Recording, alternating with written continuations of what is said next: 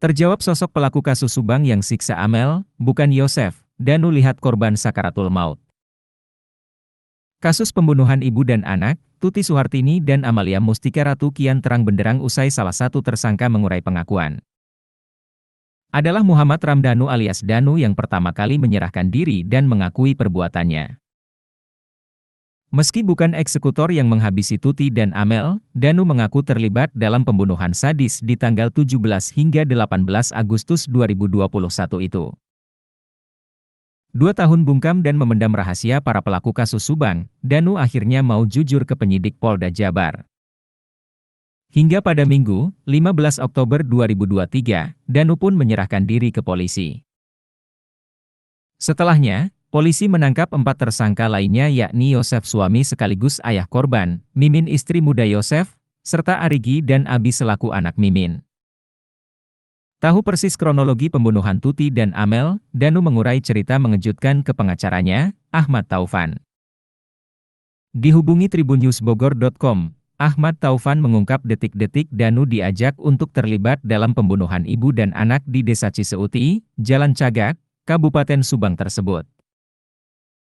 Awalnya di tanggal 17 Agustus 2021, Danu yang sedang main game di warnet mendadak dihubungi pamannya, Yosef. Biasa membantu Yosef sekeluarga, Danu pun menuruti perintah sang paman. Danu awalnya lagi di warnet, terus ditemui Pak Yosef. Pak Yosef minta dibantu, udah ikut aja Danu. Danu masih bingung tapi tetap dibantu, kata Ahmad Taufan saat dihubungi tribunnews.bogor.com, Kamis, 19 Oktober 2023. Segera menjalankan perintah, Danu pun pulang dari warnet menuju ke rumahnya yang tak jauh lokasinya. Tak berselang lama, Danu pun menghampiri Yosef yang sedang makan di pecel lele. Kala itu Danu sempat bertanya ke Yosef soal perintah apa yang harus ia jalankan. Udah bantuin saya aja, pokoknya tenanglah Danu, kata Yosef ke Danu yang ditirukan Ahmad Taufan. Tiba di rumah Amel dan Tuti, Danu disuruh oleh Yosef untuk berjaga di luar.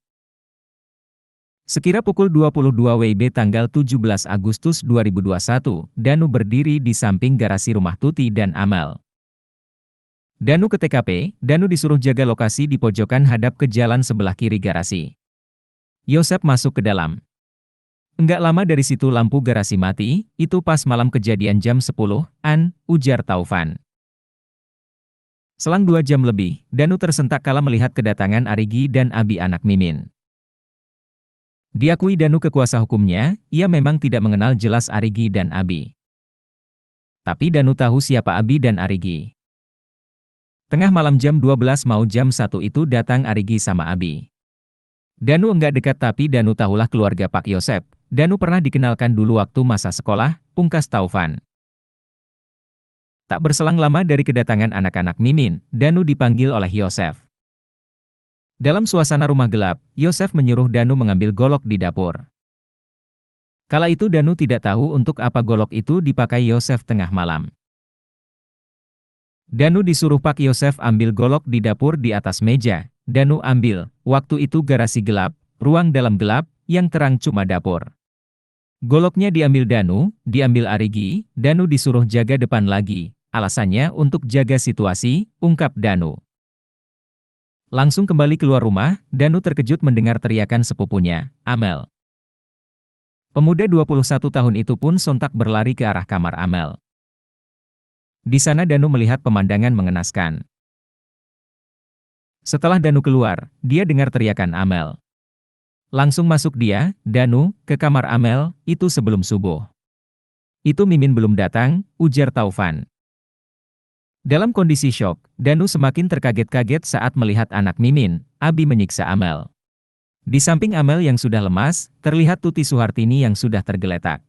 Danu kala itu tak tahu bahwa Tuti sudah meninggal dunia. Danu masuk ke dalam kamar, melihat Amel lagi koma sakaratul maut gitu, dia hanya lihat Abi jedukin kepalanya, Amel, ke tembok. Danu lihat Bu Tuti tergeletak, kata Taufan. Seketika bengong dan terdiam, Danu kian terkejut saat disuruh membantu untuk menggendong Tuti ke ruang tamu.